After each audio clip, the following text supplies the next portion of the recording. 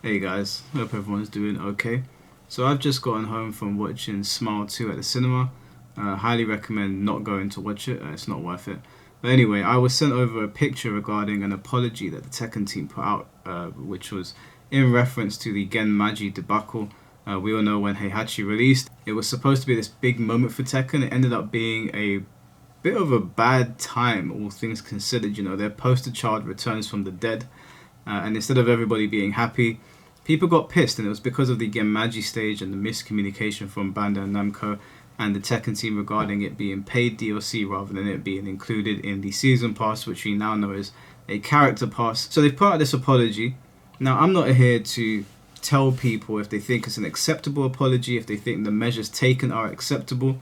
I'm only here to give my opinion. But before I give my opinion, for those of you that don't know, I'll read it out to you and read out to you exactly what they've said, although I'm sure by this point you probably heard. We apologize for not meeting the community's expectations for the playable character year 1 pass content and the Genmaji Temple DLC release method. After thoroughly discussing the feedback, the Tekken project team has decided on the following measures. So in here they basically say that you're going to have access to the winter battle stage, which is going to be coming out in the winter if you have the word they use here is pass owners. They don't say season pass. I think the language is deliberate, which is good. I think people should pay attention to how they're wording this. And they're also going to give you 500 Tekken coins. I believe that is, I think, £4 or £5. Now, whether you think the content they're providing you with in way of the apology is sufficient enough, again, is completely up to you. In my opinion, I don't really see companies apologizing all too often. So it might not be, maybe it might not be the apology you're looking for, but it is an apology, and it is an acknowledgement at the very least. Now, I do think Bandai and Namco is only doing it to save their bottom dollar. They've had a couple duds recently. Obviously, with the release of Sparking Zero, things are looking pretty good for them, I imagine, although we did hear about a bunch of anime games getting cut and people being sent off to rooms to do nothing to eventually quit. I haven't touched that subject because, quite honestly, I don't really care too much about the inner goings of these companies. I care about what they end up putting out, and then we can critique the piece of media that they've put out. But those videos have already been covered by other YouTubers. I'm not going to go too far into it. It does sound crazy, but whatever. I do think that Bandai Namco is doing this obviously to save their bottom dollar, not because they genuinely care about the consumer. Now, that's not the same for Harada. I imagine all of the criticism that Tekken has received with Tekken 8, the criticism that the Genmaji stage received, which clouded the release of Heihachi Mishima in a lot of ways, probably upset Harada, and I can imagine him going to work unhappy, being like, hey, you guys are really not making my life easy right now. Tekken has got a rich legacy, and Tekken 8 has been hitting one roadblock after another. I imagine he would probably complain, because I've worked for big corporations before, and as much as I've wanted to help a customer out, if the big bosses say no, there is nothing I can do. I have bills to pay, right? I'm going to have to tell the customer I'm sorry. In private, I can go up to them and be like, hey, I don't like what's going on here. Can we have a discussion about this if you have enough leeway? Now, I imagine Harada probably does. I'm just assuming, though. I don't know. You know, I like to think that Harada's this guy that really does care about the community. That's the way I perceive him anyway. He does seem more down to earth than a lot of other people that work in the games industry, even though he does things or says things that I don't like, and sometimes I think he can be a little bit knee-jerk on Twitter. He does come across as somebody that really does care, and so when you work in a big corporation, I can understand if your knees get clipped. Now, at the end of the day, I've said it before with NRS, and I'm going to have to say it with Bandai Namco and the Tekken team, all that really matters is how the consumers are being treated at the end of the day. We can make all the assumptions that we want about Harada, but at the end of the day, we need to talk about the product and what is being provided to us. Now, based on what is being said there, I think they're going to be very, very careful with how they word things and how they advertise things going forward to avoid negative attention. If you don't provide stages in an ultimate pass going forward, I still think this negative attention is going to follow you around. I don't know how Bandai Namco is going to handle this going forward. It is a very turbulent time for the Tekken series. I think the next character is going to be very pivotal in how people go about talking about the game. Obviously, we saw this game review bombed twice. I think they fixed them now to say that the review bombs are comments and discussions that are not related directly to the game, which is not actually true. The Genmaji stage is very much related to it, so I don't like the fact that Steam tried to separate them. So now Tekken's gone back to being mixed. whatever you think about review bombing, I don't think the comments were in relation to something else. They were very much in relation to the game. Now, I've seen very mixed reactions online. I've seen a lot of people saying, oh, you know, thanks, but this doesn't really address the issue. I've seen some people being quite harsh. You've got the usual suspects, like, you know, Monger again. We bring up his name all the time because, again, he's just a rage baiter. At this point, I don't even know why people try to meaningfully engage with his Twitter. It's just go and look at it for yourself. It's absolutely ridiculous. As a voice in the FGC or just around fighting games, he really is a massive goofball in my opinion. I think there are a lot of genuine concerns from people, which I've read through and I completely understand. There's a lot of people that are very happy with that as they feel like they're being listened to, they feel like they're being heard. I'm on the fence about it. I do think it's good. I don't think it's bad. You can't really say it's bad that they acknowledge it. I'm on the fence about it though, because they might have acknowledged it and tried to like fix things here, but how are they going to handle things going forward? What is going to be cut from Tekken season passes or character passes going forward? Just how is the game going to be shaped going into 2025? We've never seen monetization put into Tekken in the way that it has.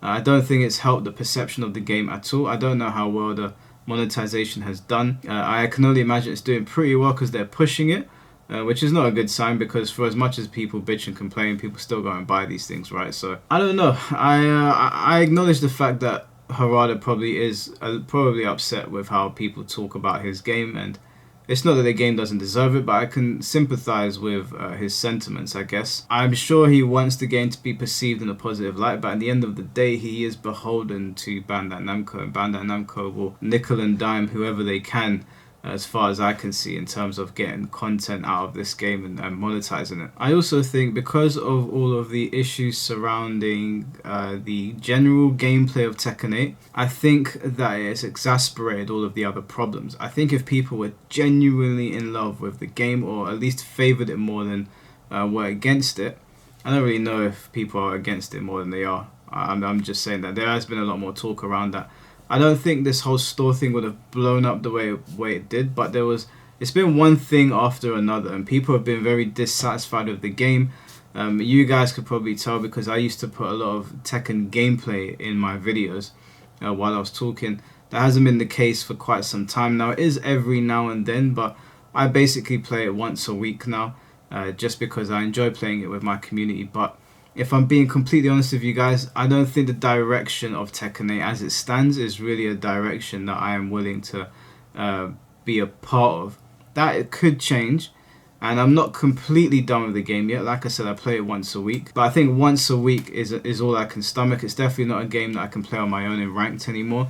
I've completely lost interest. So I do think a lot of people have an issue with the general direction. Now, everybody's entitled to their opinions. You know, you see a lot of people get very annoyed saying, oh, if you don't like it, don't play it. And I always find those people very weird. Because, you know, if you were in person, you just wouldn't speak like that. And that's not like to say that like someone's going to be threatening towards you. It's just people don't really speak like that. Like, people are just having discussions about the general aesthetic of the game. You know, you don't have to act like an idiot over a keyboard. It doesn't really make any sense. We're all just talking here. Tekken 8 is going to be going into Season 2. Tekken 7 did change very dramatically. Tekken Season 1, or you could say even from the arcade to Season 1 all the way to Season 3, looks like a very, very different game, with different characters dominating the top of the tier list, apart from Akuma and Gisu. Basically stayed where they were from pretty much when they dropped into the game. So Tekken 8 could change rapidly, and I believe it probably is going to. Tekken games tend to do that over their life cycle. I'm somewhat optimistic for the future of Tekken, but it'll be interesting to see what happens. There's been a big spotlight on Tekken, a very, very big spotlight, and I think it's because, to me at least, Tekken's been the gold standard of the traditional fighting games for a long time. I know people hail Street Fighter as the king of fighting games, but I just don't feel like Street Fighter's had Tekken's level of quality for a very long time. And just the general scope of Tekken is so humongous in like its movesets and its roster and its stages, that I do think people hold it in very, very high regard. And when all these things are going wrong at the same time, it's very hard for love to turn to hate. You know, there's a very thin line there. And I think sometimes during the first year of Tekken 8 it has crossed into that.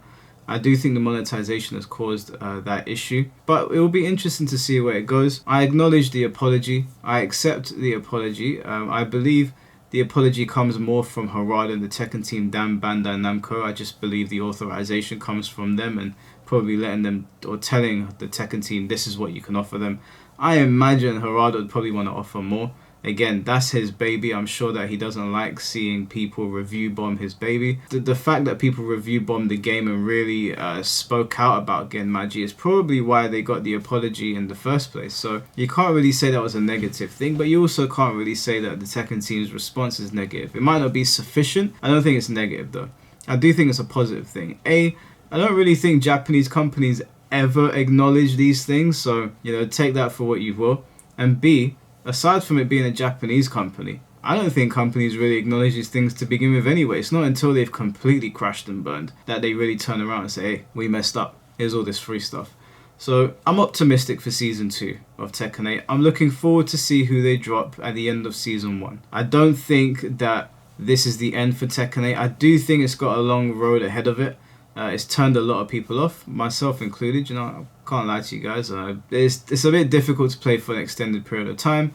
I know. Before you typed it, get good. I've heard it before. But those are my opinions on it. We'll see where things go from here. We'll see how they handle the next release. We'll see which character it's going to be. Rest assured we'll be over here covering it. And then Season 2 is really where I'm going to be looking to see where are they taking this game. Season 2 of Tekken 7 and then going into Season 3, it was very, very interesting to see how they changed the game up. And I could really feel the change in Tekken 7. So we'll see if that happens. But you guys let me know what you think of the apology. Do you think it is good enough? Do you think it's sufficient what they've provided? Do you think it doesn't solve the problem? It doesn't address the overarching issues? And are you looking for more changes to Tekken 8 to help you come back to the game? I'll catch you guys very soon. Sorry for slurring my words. It's currently 2 in the morning. That Smile film went on for quite some time. Side note, if you're a fan of Smile 1, let me just tell you right now, all they did was rehash the first film in a much less interesting way with an absolutely stupid ending. So I wouldn't bother, save your money. I would also don't bother watching The Joker. It's the 3rd film in, I think, my life where I walked out and I said I'd watch the rest online. And somebody put up the ending anyway, so I've seen that now. So those 2 films, stay far, far away from them. Anyways, guys, I'll catch you very soon. Take care and peace.